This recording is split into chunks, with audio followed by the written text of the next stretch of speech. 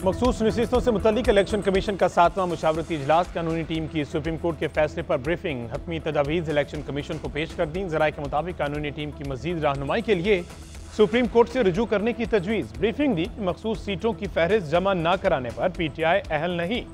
Intra party election तस्लीम करने तक PTI का तंजीमी ढांचा नहीं है।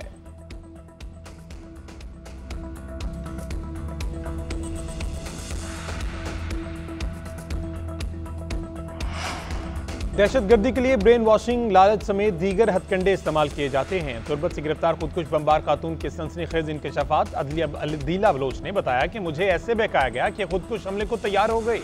दहशतगर्दों ने नई और खुशगवार जिंदगी के सब्ज बाग दिखाए। घर वालों को बताए बगैर पहाड़ों पर चली गई। वहां जाकर एहसास हुआ कि ये जिंदगी झूठ है। दहशतगर्द ब्लैकमेल करके बलोच खातून को वरगलाते हैं।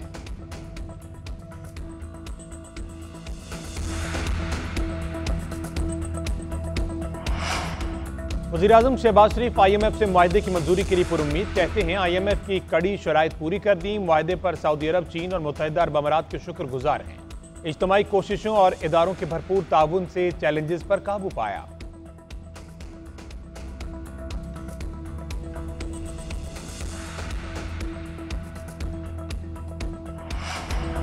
गैर मुल्की सफारतकारों के काफिले में धमाका। तहकीकाती कमेटी कायम। एडिशनल IG इन्वेस्टिगेशन और खुसूसी सेक्रेटरी दाखिला के भी शामिल।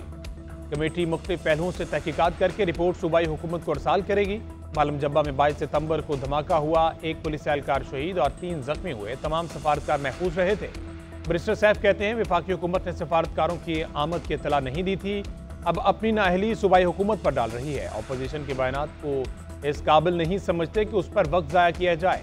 आईनी तरमीम के लिए ये हुकूमत अहल ही नहीं। जिस तरह तरमीम कर रहे हैं ये बुनियादी तौर पर गैर आईनी है।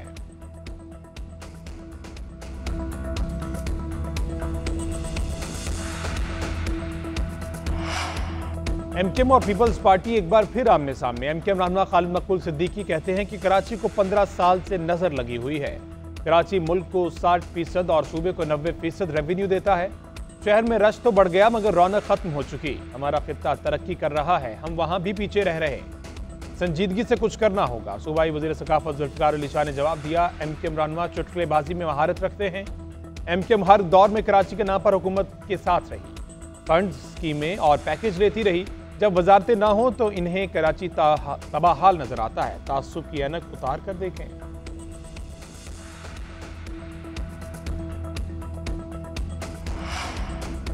सुप्रीम कोर्ट का विरासती जायदाद बेवा को फौरी मुंतकली करने का हुक्म। झूठी गवाही और बोगस मुकदमेबाजी पर मुखालिफ फ्रीकैन पर 5 लाख रुपए जुर्माना आए। चीफ जस्टिस ने रिमार्क्स दिए कि 26 साल से मुकदमेबाजी चल रही है, बहुत हो चुका। चाहते हैं फ्रीकैन बेवा को हक मारकर मजीद गुनाह न करें। जो चाहता है जायदाद दबा कर रख लेता है। खवातीन को विरासत से महरूम करने का कल्चर खत्म होना चाहिए। वकला को भी ऐसे झूठे मुकदमात नहीं लेने चाहिए। आज गुनाहों का एतराफ करेंगे तो आखिरत की सजा से बचेंगे।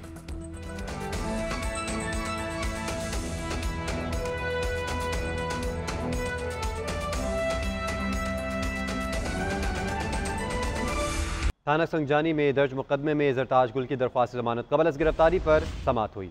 इस्लामाबाद की इंसदाद दहशतगर्दी अदालत ने 30,000 के मुचलकों के एवज 1 अक्टूबर तक अबूरी जमानत मंजूर कर ली। तफसीलात जानेंगे नुमाइंदा GNN इदरीस अब्बासी से। इदरीस बताइएगा। दहशतगर्दी अदालत इस्लामाबाद ने जरताज गुल की थाना संजानी में 10 मुकदमे में 30,000 रुपये मुचलकों के एवज 1 अक्टूबर तक जमानत मंजूर कर ली है।